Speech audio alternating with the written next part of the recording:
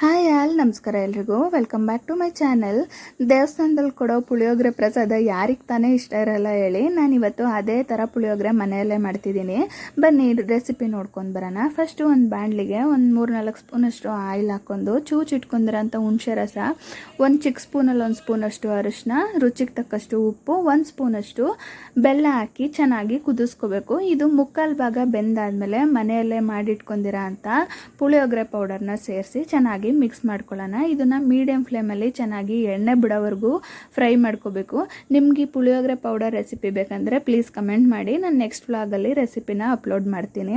ಇವಾಗ ಇದು ಚೆನ್ನಾಗಿ ಫ್ರೈ ಆದಮೇಲೆ ಇದನ್ನು ಎತ್ತಿಟ್ಕೊಳ್ಳೋಣ. ಇವಾಗ ಒಂದು ಬಾಣಲಿಲಿ ಒಂದು ಸ್ವಲ್ಪ ಕಪ್ಪು ಎಳ್ಳನ್ನ ತೊಗೊಂಡು ಮೀಡಿಯಂ ಫ್ಲೇಮಲ್ಲಿ ಚೆನ್ನಾಗಿ ಫ್ರೈ ಮಾಡ್ಕೋಬೇಕು. ಇದು ಚೆನ್ನಾಗಿ ಫ್ರೈ ಮಾಡ್ಕೊಂಡ್ಮೇಲೆ ಒಂದು ಪ್ಲೇಟಿಗೆ ಹಾಕಿ ಹಂಗೆ ಕೈಯಲ್ಲೇ ಸ್ವಲ್ಪ ಕ್ರಷ್ ಮಾಡ್ಕೊಳ್ಳೋಣ. ಇವಾಗ ಅದೇ ಬಾಣಲಿಗೆ ಸ್ವಲ್ಪ ಎಣ್ಣೆ ಹಾಕ್ಕೊಂಡು ಕಡಲೆ ಬೀಜ ಮತ್ತು ಕಡಲೆಬೇಳೆನ ಹಾಕಿ ಫ್ರೈ ಮಾಡ್ಕೋಬೇಕು. ಇದಕ್ಕೆ ಸ್ವಲ್ಪ ಎಣ್ಣೆ ಜಾಸ್ತಿ ಬೇಕಾಗುತ್ತೆ. ಇದು ಚೆನ್ನಾಗಿ ಫ್ರೈ ಆದಮೇಲೆ 1 ಟೀ ಸ್ಪೂನಷ್ಟು ಹಿಂಗನ್ನ ಹಾಕ್ಕೊಳ್ಳೋಣ. 1 ಟೀ ಸ್ಪೂನ್ ಅಥವಾ ½ ಟೀ ಸ್ಪೂನಷ್ಟು ಹಿಂಗೆ ಹಾಕ್ಕೊಳ್ಳೋಣ. ಇವಾಗ ಸಾಸಿವೆ, ಒಣಮೆಣ್ಸಿನ್ಕಾಯಿ ಮತ್ತು ಕರಿಬೇವು ಸೊಪ್ಪು ಹಾಕಿ ಚೆನ್ನಾಗಿ ಫ್ರೈ ಮಾಡ್ಕೊಂಡು ರೆಡಿ ಮಾಡ್ಕೊಂಡಿರೋ ಅಂಥ ರೈಸ್ ಒಳಗಡೆ ಇದನ್ನು ಹಾಕ್ಕೊಳ್ಳೋಣ.